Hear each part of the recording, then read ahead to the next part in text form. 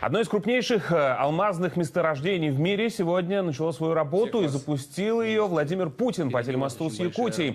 Президент поздравил сотрудников компании «Алрос» и отметил всю важность этого предприятия как для региона, так и для страны в целом, и дал руководству компании отдельные поручения.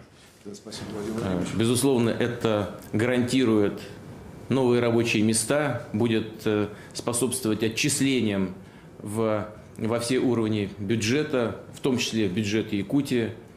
Но одно из важнейших направлений при реализации проектов подобного рода – это, конечно, сохранение природы. И необходимо, знаю, что, конечно, проведены экспертизы все, но тем не менее в процессе эксплуатации прошу обратить на это обстоятельство особое внимание. Так же, как и на вопросы охраны здоровья, охраны труда всех, кто работает и будет в будущем работать на этом предприятии.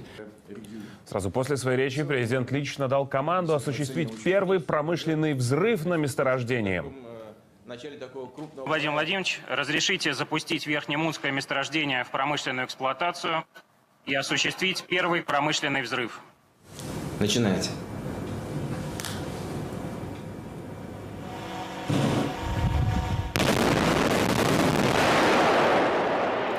Годовая добыча на Верхнемунском месторождении составит 1 миллион 800 тысяч каратов. Запасов хватит на 20 лет. Подготовка к запуску длилась 3 года. За это время убрали тонны породы, проложили дорогу, построили поселок со всей необходимой инфраструктурой. Месторождение открыто еще в советское время, однако освоение стало возможным только сейчас, с приходом современных технологий. Оно даст республике 800 новых рабочих мест.